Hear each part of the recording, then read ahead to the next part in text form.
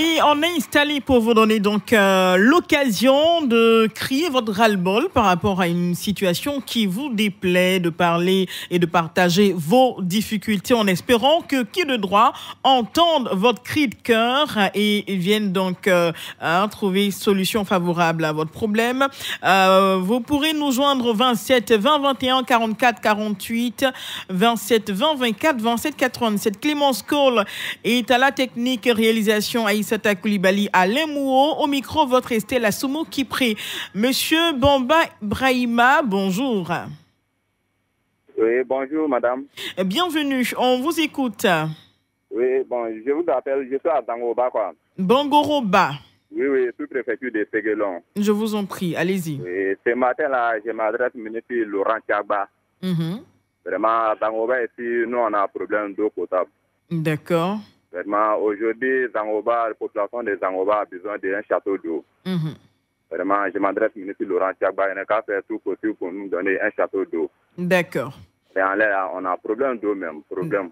D'accord. On espère que Monsieur le ministre Laurent Tiagba vous a entendu. On a pu suivre l'élément d'Adama Bakayoko avec donc la cérémonie qui a eu lieu à Koka. On espère que bientôt ils seront à Dangoroba. Merci beaucoup et bon courage.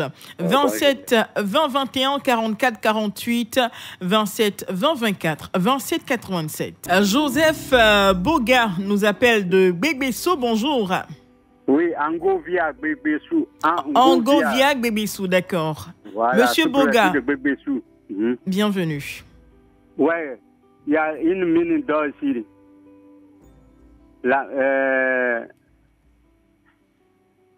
Allô? On vous écoute, hein, Monsieur Boga, on est avec vous. Ouais. Bon, il y a la mine d'or. Les gens sont en train d'exploiter l'or ici, dans Angovia. D'accord. Ça fait près de 4 ans. Les gens ne veulent pas dédommager les villageois. Et actuellement, il y a la mine, les dynamites, matin et soir, 2 fois par jour. Les maisons sont en train de se casser. On l'a signalé 3 fois, ils sont venus. Depuis là, ça fait près d'1 an, il n'y a rien. D'accord, alors. Sont cassés. Ils ne dédommagent pas.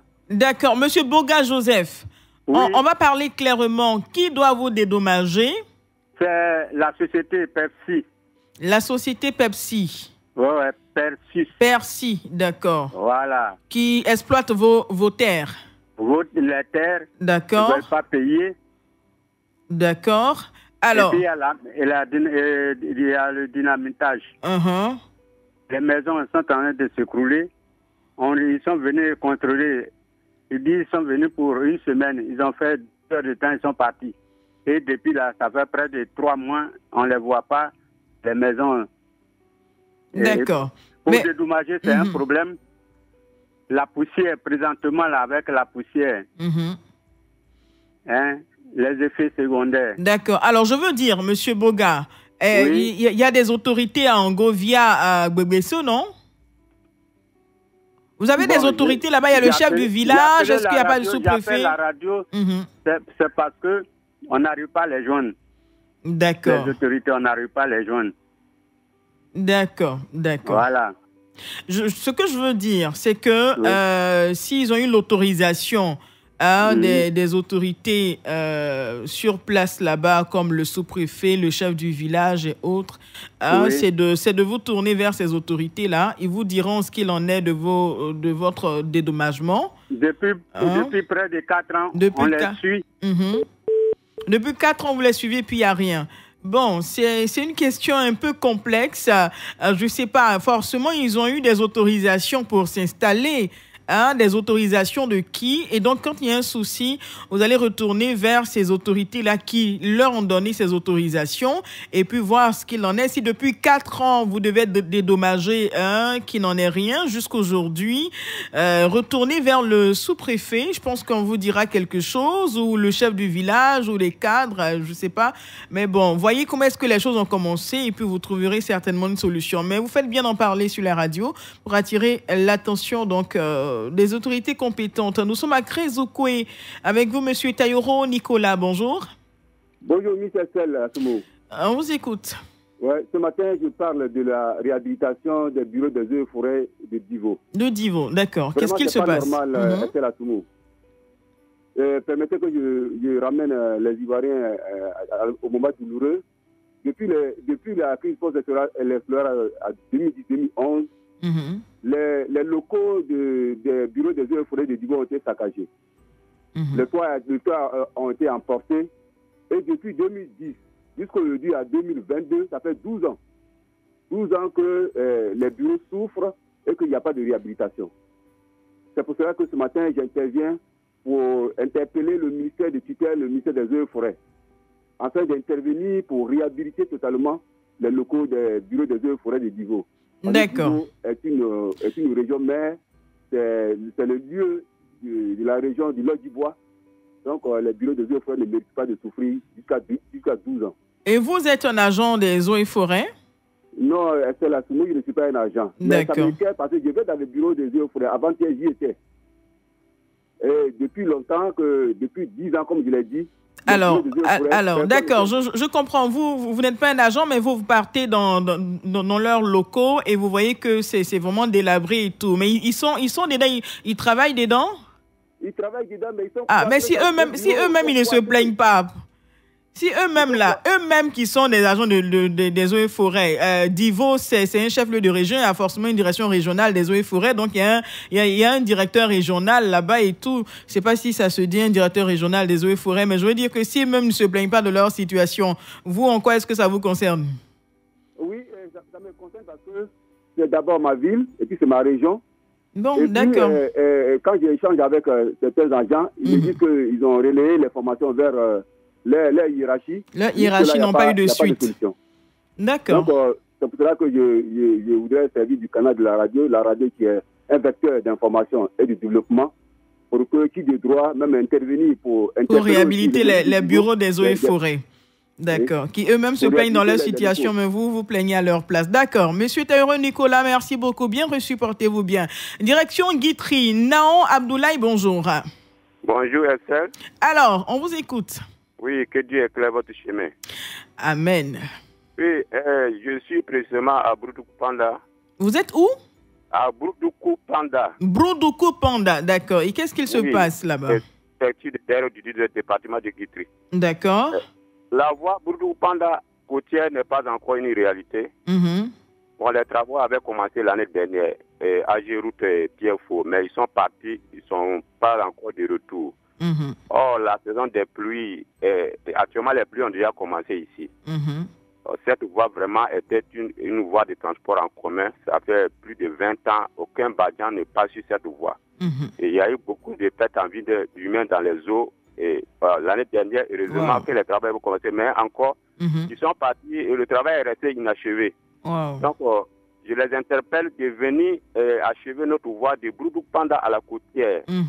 Il y a assez de villages sur cette voie, près de 4 à 5 villages jusqu'à la côtière, avec une grande population. Vraiment, c'est difficile. C'est pas facile de circuler, c'est ça? Oui, c'est très... Allô? Oui, on vous écoute, on est là. C'est très difficile. Nous leur demandons de venir achever les travaux, sinon vraiment nous souffrons énormément ici. Si encore les pluies arrivent, on nous a avoué que le problème des pluies, c'est pourquoi ils sont partis. Mais actuellement, les pluies ont cessé.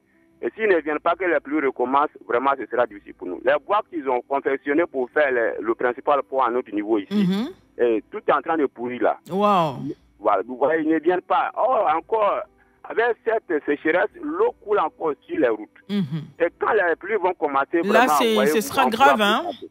Ça sera très, très grave. Oh, il y a peu de produits ici. Il y a peu de population ici. Donc, c'est pour cela que je vous interpelle ce matin. D'accord. On est de tout cœur avec vous. Ce sont des situations pas très faciles. On pense tout de suite aux malades, aux femmes enceintes qu'on doit transporter à l'hôpital, comment écouler vos marchandises et tout ça. On espère que qui de droit ont entendu votre cri de cœur et vraiment on prie que les choses se résolvent rapidement pour que vous puissiez circuler et tout. Bon courage, hein, Monsieur Naon Abdoulaye à Guitry. Monsieur Eboulé Mathurin, bonjour. Oui, bonjour, madame. Bienvenue, on vous écoute. Oui, bon, c'était juste pour reparler encore du courant. D'accord, allez-y. Il y a une société qu'on appelle Score qui est venue dans mon village, bon, tout dans le département de Grand Laou, pour installer des poteaux électriques. Et encore, ils ont activé le courant. Vous savez, le jour où on devait activer le courant, pour nous, il a eu que pour nous a pris un coup. Le transport, notre transport de mon village a pris un coup. D'accord. Bon, il nous a dit, l'entrepreneur s'appelle M. Bamba. D'accord. Voilà, il a dit qu'il s'en va, il vient avant janvier. Bon, avant que janvier arrive. Aujourd'hui, on est là, on nous appelle, on dit non que le transport, ils ont trouvé le transport, ils arrivent, ils viennent pas. Ils n'arrivent pas. Donc j'appelle ce matin pour interpeller ceux qui ont donné le travail à la société Score. D'accord. Pour dire que non, la société Score n'a pas encore fini son travail. Vous voyez, il faut changer simplement le transport de mon village. Et il y a un village à côté, le transport aussi de là-bas est gâté. Donc, il a fait le constat, c'est-à-dire le transport qu'on nous a mené dans le village pour faire le travail n'est pas de bon transport. Ce n'est pas de qualité. Voilà, n'est pas de qualité. C'est le transport de deuxième main. Vous voyez.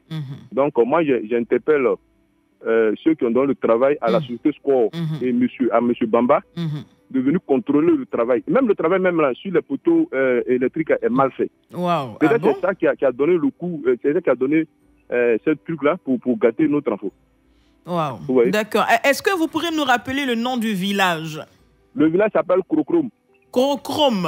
Ouais. Dans le département de Grand Laou. Département de Grand Laou. Sur la côtière, oui. C'est vrai. Dans San Pedro. D'accord.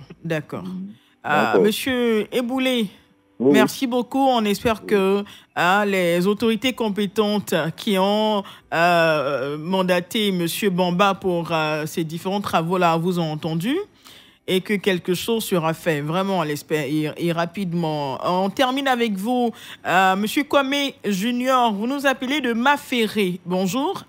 Oui, bonjour, madame. On vous écoute. Bienvenue. Bon, sincèrement, j'interviens ici par rapport à un sérieux problème de coupure d'eau. D'accord. À Maféré, hein? Oui, certes, le gouvernement, avec l'appui du président du CESEC, voilà, il y a un nouveau château en construction depuis plus de 2-3 mois. D'accord. Mais il faut dire que auparavant, c'était difficile d'avoir de l'eau. Et la construction du nouveau château, c'est vrai, les travaux même sont beaucoup avancés, mais ça crée encore un problème plus grave. Ah bon? Quand même, c'est difficile d'avoir de l'eau. Comment ça? Expliquez-nous. Bon, je ne sais pas si ce sont les travaux qui font que on a du mal à avoir un peu d'eau qu'on pouvait avoir auparavant. Voilà, donc maintenant là, sincèrement, c'est difficile d'avoir de l'eau. Donc, on voudrait demander pardon à la SODECI d'avoir pitié de nous, de temps en temps, d'ouvrir pour qu'on puisse en avoir. Parce qu'on peut passer 2 semaines, 3 semaines sans une goutte d'eau au niveau des robinets. D'accord. C'est bien reçu. La construction du château, c'est déjà très bon. Mais de temps en temps, qu'on nous donne un peu d'eau. D'accord. Bien reçu, Monsieur Junior Kwame. On espère que la SODECI de Maféré a entendu votre cri de cœur. Donc, de temps à autre, la SODECI, ouvrez pour que nos populations aient de l'eau le temps que le château d'eau finisse. Voilà, voici le cri de cœur de Monsieur Junior Kwame. Et on va croiser les doigts pour que les travaux donc du château d'eau finissent rapidement et que la situation là, on l'arrange carrément, on n'en parle plus, que vous ayez de l'eau courante, de l'eau potable tranquillement. On a terminé, c'est pas normal pour aujourd'hui. Merci à tous nos intervenants, bon courage à vous et on continue de garder espoir que demain sera meilleur pour dire que demain, vous verrez donc la situation que vous avez décriée, trouver solution. C'est notre souhait le plus ardent et c'est justement la raison pour laquelle nous vous donnons l'occasion de vous prononcer chaque jour dans C'est pas normal sur Radio Côte d'Ivoire. Clémence Cole était à la technique, réalisation Aïssata Koulibaly au standard Alain Mouo, présentation sinon au micro, votre Estelle Assoumou qui prie à demain pour un autre rendez-vous. Madame, messieurs, restez sur Radio Côte d'Ivoire. Radio Côte d'Ivoire, Abidjan 88.fm.